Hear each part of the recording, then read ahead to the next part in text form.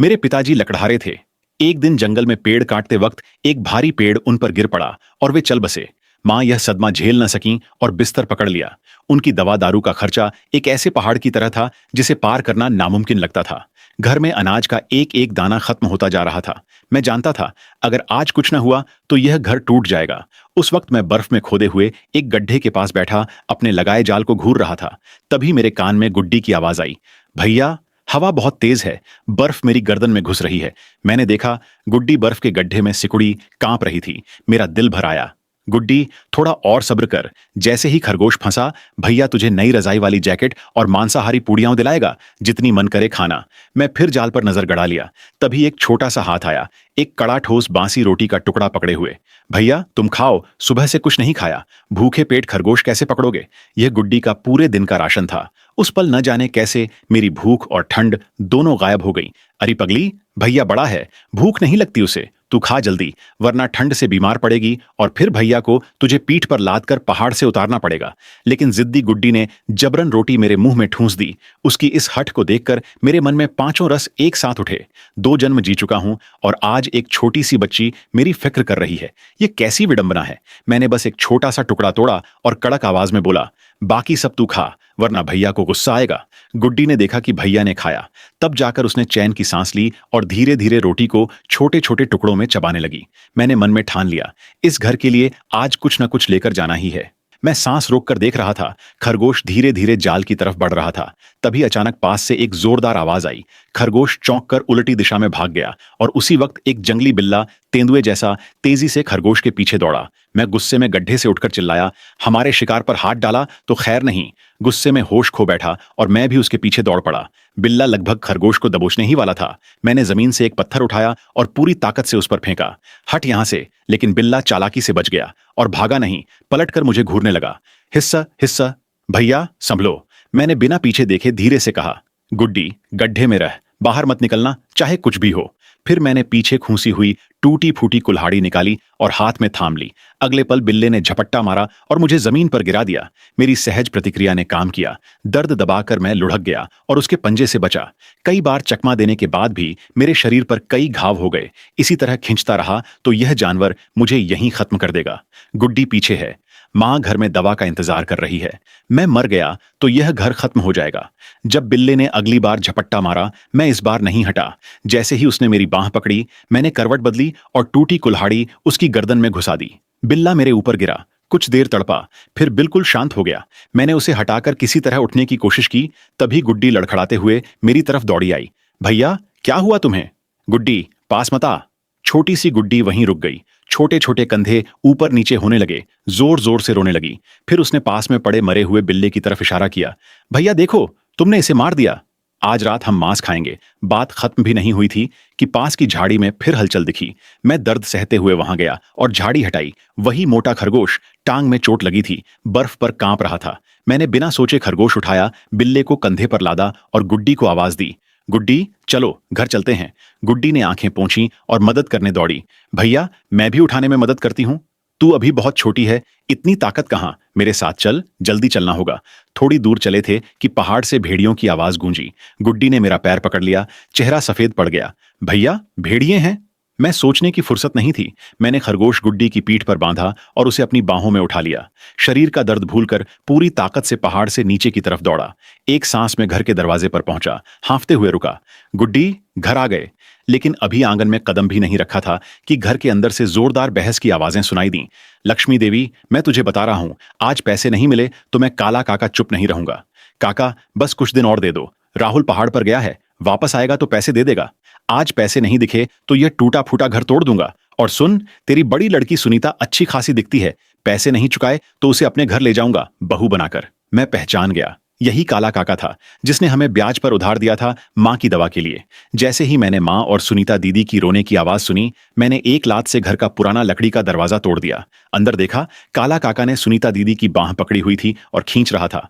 मैंने कंधे से बिल्ले को पटका, वह धम से जमीन पर गिरा। मां चौंक कर उठ बैठी। राहुल, ये क्या हाल बना रखा है तूने? काला काका ने मुझे देखा और नाक भौहें चढ़ाई। अरे यह छोकरा पूरा खून से लथपथ है, किसे डरा रहा है? सुन, आज पैसे नहीं दिए तो तुमने कहा हमारा घर तोड़ोगे, तुमने कहा मेरी दीदी को ले जाओगे। धड़ाम धड़ाम धड़ाम। नहीं, नहीं मारो, मुझसे गलती हो गई। माँ की आवाज आई।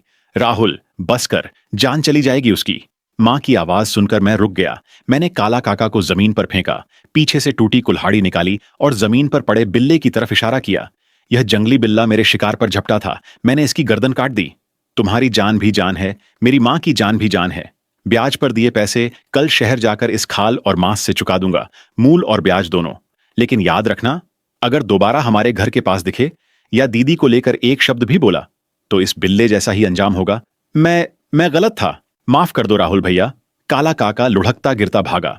जैसे ही वह गया, गुड्डी ने दौड़कर मेरी टांग जकड़ ली, जोर जोर से रोने लगी। भैया, इतना खून निकला है तुम्हारा। माँ, दीदी, गुड्डी, सबकी आंखें भरी थीं, सब घबराए हुए थे।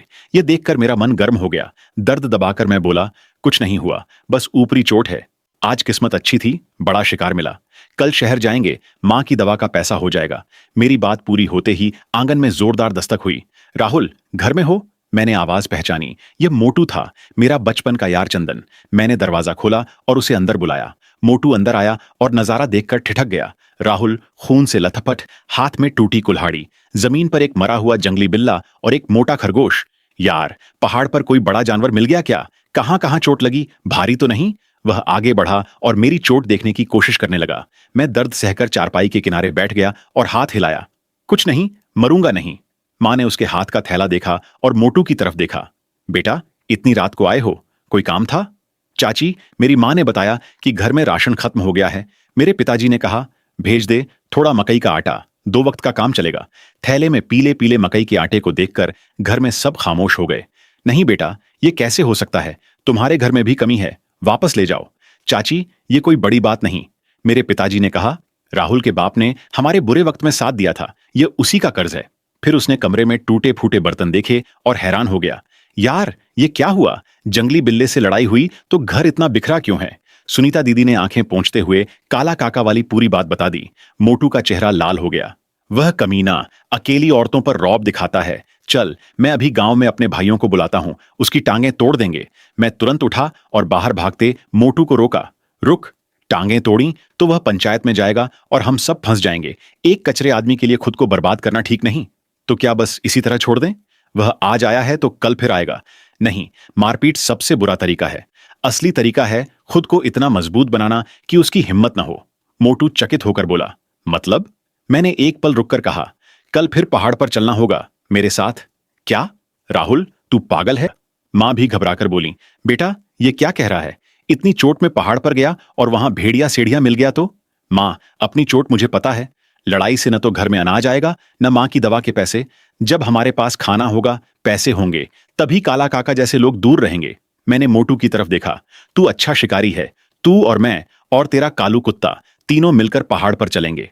एक बड़ा शिकार जो काला काका की टांगें तोड़ने से कहीं ज्यादा काम की बात होगी।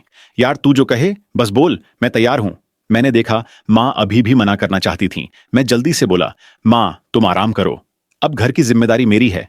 फिर मैं नीचे झुककर जमीन पर पड़े बिल्ले और खरगोश को साफ करने लगा। मोटू भी आ गया हाथ बटाने। दीदी, पानी चढ़ा दो, आज रात मांस का शोरबा बनाएंगे। उसके बाद मैंने बिल्ले की खाल उतारी, पेट साफ किया। पूरा काम इतने सफाई से हुआ कि मोटू की आंखें फटी रह गईं। यार, तू तो गांव के पुराने शिकारियों से भी तेज निकला। उस रात पूरे परिवार ने टूटी फूटी मेज के आसपास बैठकर खरगोश का शोरबा पिया। पेट भरा तो दिल भी भरा। मोटू ने जाते वक्त अपने हिस्से का एक खरगोश लिया और रात को घर गया। अगली सुबह मैं उठकर मांस और खाल की गठरी बांधने लगा। शहर जाना था। सुनीता दीदी ने आंखें भर लीं। राहुल, चोट अभी ठीक नहीं हुई, शहर जाएगा? दीदी, मुझे कुछ नहीं हुआ। यह मांस और खाल रुक नहीं सकते, मां की दवा भी नहीं रुक सकती।